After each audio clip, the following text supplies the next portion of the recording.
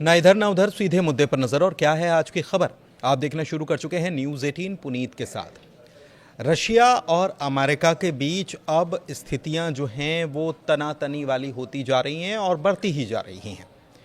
ये दरअसल स्थिति में बदलाव उस बयान से आया है जब ट्रंप ने कह दिया था कि पुतिन आग से खेल रहे हैं और अगर मैं नहीं होता तो स्थितियां कुछ और होती और रूस को बहुत नुकसान झेलना पड़ता। क्रेजी पुतिन भी कह दिया गया और उसके बाद ट्रंप के ऊपर भी निशाना साधा गया और यह कहा गया कि हम एक ही चीज़ जानते हैं और वो बहुत बुरी है, जो कि है थर्ड वर्ल्ड वॉर। इस बीच एक नया बयान सामने आया है। सरगेई लावरोव रूस के विदेश मंत्री हैं, उनकी तरफ से बयान सामने आया है जिसमें वो ये भारत को आगाह भी कर रहे हैं कि अमेरिका के खेल में मत फंसिए, और साथ ही साथ वो कह रहे हैं कि भारत, चीन और रूस अब तीनों को साथ में आकर खड़ा होना चाहिए। तो एक नई चीज़ या नए तरीक़े से पूरी दुनिया में नया खेमा बनाने की कोशिश हो रही है।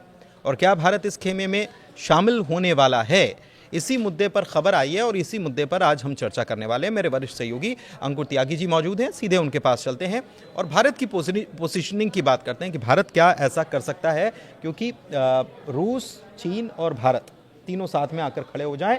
और ये ब्रिक्स को लेकर भी जो नींव पड़ी थी, वो कुल मिलाकर रूस की मंशा यही है कि पश्चिम बनाम पूरब कर लिया जाए।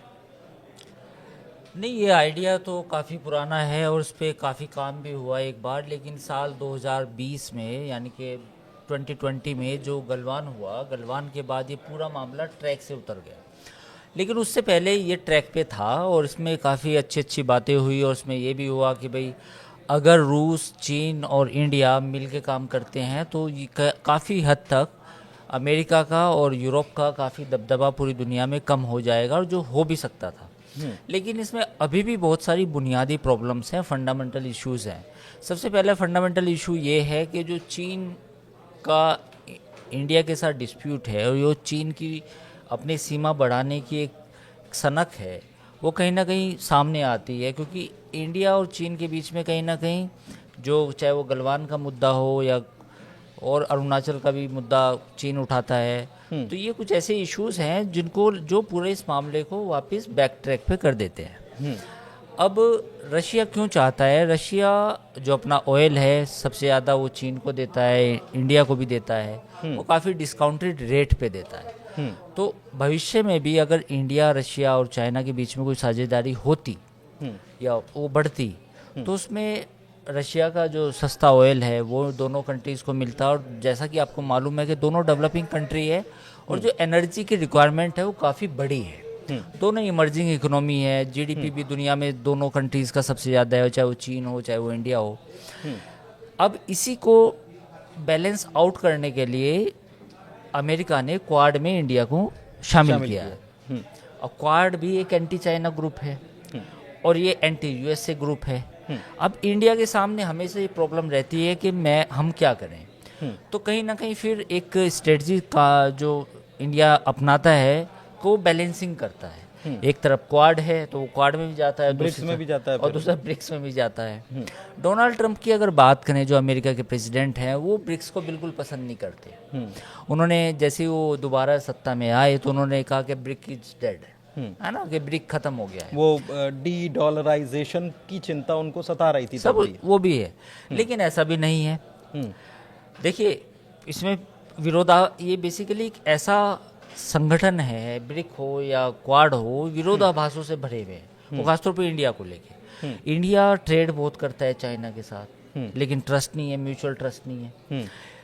रशिया के साथ सबसे ज़्यादा हथियार खरीदे जाते हैं, लेकिन लेकिन जब टेक कंपनियों के निवेश की बात आती है तो फिर वो अमेरिका पे हमारी डिपेंडेंसी आ जाती है, और फिर अमेरिका में हमारे सॉफ्टवेयर जो एक्सपोर्ट है वो सबसे ज़्यादा है, तो वो फिर सामने आता है। तो ये बेसिकली बैलेंसिंग एक्ट है, कभी ऊपर जाएगा, कभी क्वाड ऊपर जाएगा, कभी ब्रिक ऊपर जाएगा, कभी हम रशिया के करीब जाएंगे, कभी दूर जाएंगे।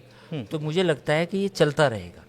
लेकिन सबसे महत्वपूर्ण चीज़ जो मैं जिसके ऊपर मैं पॉइंट आउट करना चाहूँगा पुनीत, वो ये है कि जनवरी 20 यानी कि 20 जनवरी जब डोनाल्ड ट्रंप ने अमेरिका के एज ए प्रेसिडेंट ओथ ली, उसके बाद अमेरिका से इंडिया को वो सपोर्ट नहीं मिला है किसी भी मोर्चे पर जो एक एक्सपेक्टेड था।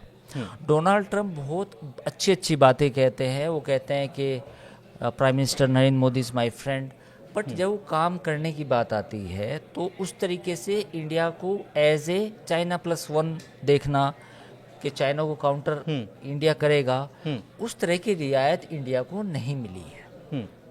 एक चीज़ है कि रियायत इंडिया को नहीं मिली है। भारत का हम ये कहते हैं कि पूरी दुनिया में भारत का दबदबा बढ़ा है पहले के मुकाबले, लेकिन क्या इस पोजीशन में है? चाइना +1 जब कहा जाता है या Russia plus China plus India, तो वो उसमें उसकी भारत की अगर पंक्ति की बात करें तो वो तीसरी पंक्ति में आ रहा है ना। नहीं, वो तो ठीक है, आप उससे जीडीपी पे देखें तो ठीक है, लेकिन इंडिया को अभी किस चीज़ की ज़रूरत है मैं आपको बताना चाहूँगा। चाइना +1 का मेरा मतलब यहाँ पे ये है कि जो मैन्युफैक्चरिंग इंसेंटिव हैं जो अमेरिका से हमें मिलने चाहिए थे, वो उतनी रफ्तार नहीं है। उस इंसेंटिव का मेरा मतलब ये है कि जो सेमीकंडक्टर आपने देखा होगा सरकार बहुत प्रोत्साहित कर रही है, उसमें सरकार इंडियन गवर्नमेंट की पॉलिसी ज़्यादा जिम्मेदार है, बजाय इसके कि अमेरिका ने छूट दी हो अमेरिकन कंपनीज को कि आप जा सकते हो, आप इंडिया में प्लांट लगाओ चाइना की बजाय। वो चाइना से आउट हुई, वो चाहे वियतनाम लगा लें, फिलीपींस लगा लें, या फिर इंडिया लगा लें या थाईलैंड लगा लें, उससे अमेरिका को ज़्यादा फ़र्क नहीं पड़ रहा। मेरा पॉइंट क्या है? मेरा पॉइंट ये है कि डिफेंस की जो कंपनी है उनको, वो अमेरिकन जो कंपनियां हैं वो मेक इन इंडिया में शामिल होने से उस तरह की छूट नहीं है।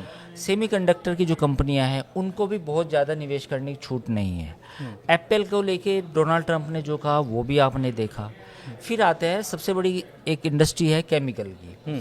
चाइना दुनिया में सबसे ज़्यादा केमिकल प्रोड्यूस करता है पूरी दुनिया में, चाहे वो केमिकल दवाओं में यूज दवाओं का हो या चाहे कोई वो किसी भी प्रकार का हो।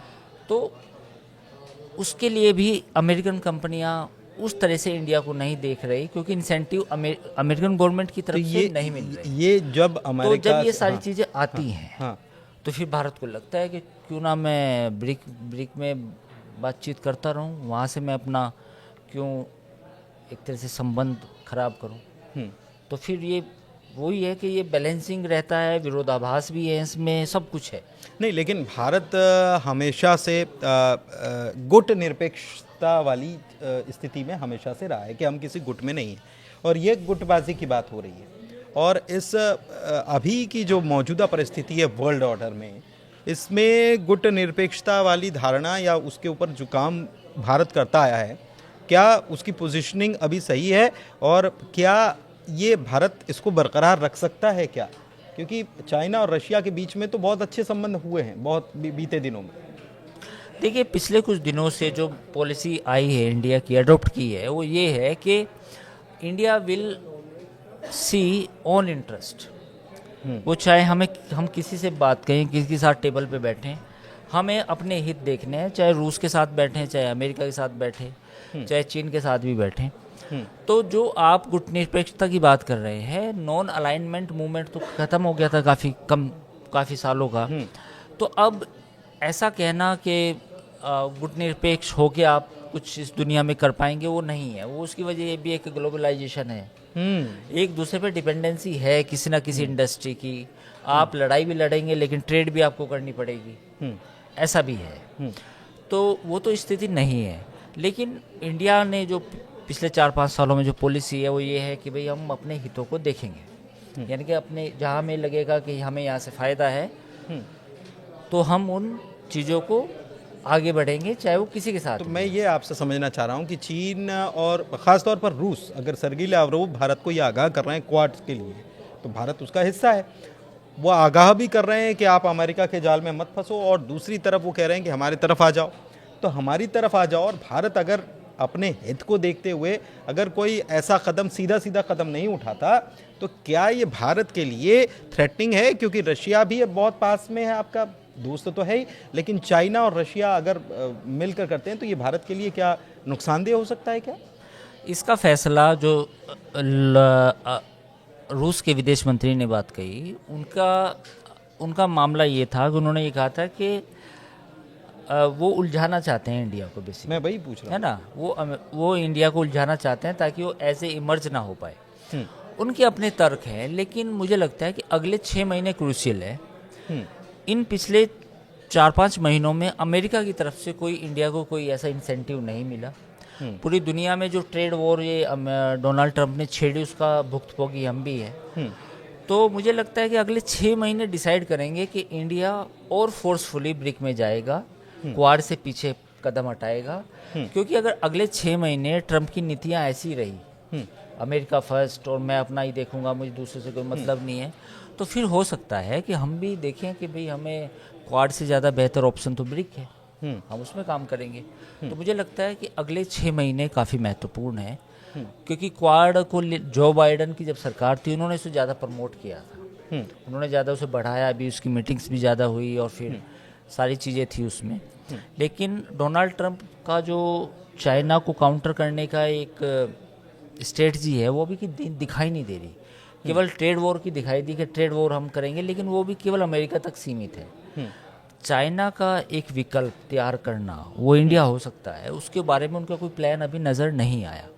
तो जो मैं बात कह रहा हूँ कि अगले 6 महीने, नेक्स्ट 6 मंथ जो है वो काफ़ी इंपॉर्टेंट है, उसमें देखना होगा कि वो कैसे हम रिएक्ट करते हैं। एक चीज़ और है कि नए वर्ल्ड ऑर्डर की बात पहले भी हम वीडियो में करते रहे हैं और विस्तार से इस पर एक चर्चा ज़रूर करेंगे, लेकिन फ़िलहाल में जो रशिया की तरफ से ये चीज़ें आई हैं, और आपने पहले बताया भी, इस बात का जिक्र भी किया है कि नए वर्ल्ड ऑर्डर की अगर बात होगी तो ज़्यादा ताकतवर चीन है रशिया के मुकाबले।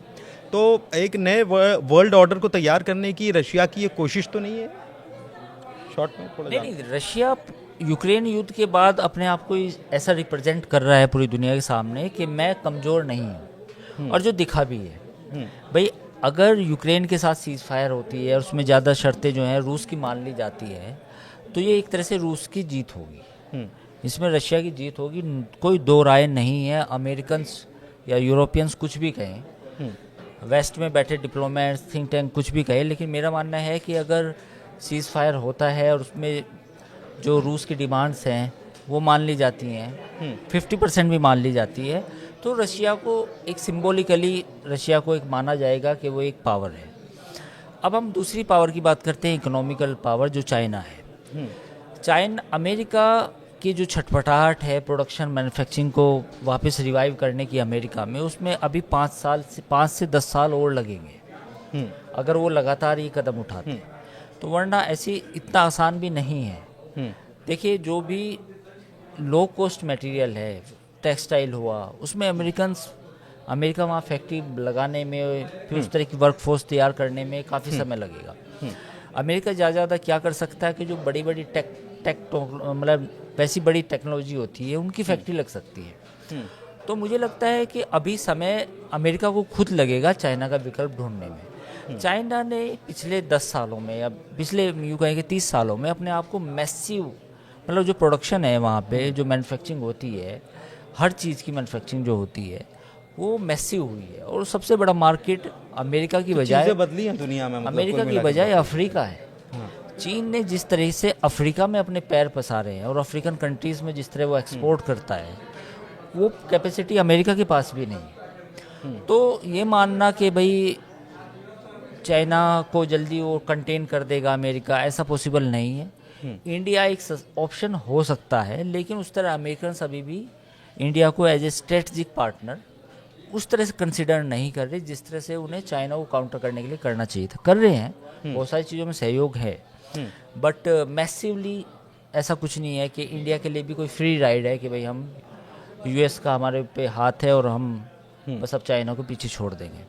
ठीक है, तो कुल मिलाकर देखिए, चाइना की कोशिश, माफ़ कीजिएगा, रशिया की कोशिश जो है उसको आप समझ रहे होंगे, और वो चाहता है कि एक नई तरीके से इबारत लिखी जाए पूरी दुनिया में। और रशिया अपने आप में मजबूत मुल्क है आर्थिक रूप से, अगर चाइना को भी देखा जाए तो हम बताया ही, हमने चर्चा में पता भी चला कि चाइना की ताकत कितनी है और अमेरिका की स्थिति अभी क्या है, और ऐसे में भारत क्या करेगा। रशिया ने पासा तो फेंका है, लेकिन अगले 6 महीने बड़े क्रूशियल हैं ग्लोबल वर्ल्ड ऑर्डर में, और उसमें बड़ी उथल पुथल, क्वाड वर्सेस ब्रिक्स जो करने की कोशिश रशिया कर रहा है, क्या वो होगा या भारत का मूव क्या होगा, इस पर नज़र बनी हुई है। फिलहाल चर्चा में इतना ही। कैसी लगी चर्चा ज़रूर बताइएगा और हमारे चैनल को लाइक कीजिए, सब्सक्राइब कीजिए। धन्यवाद।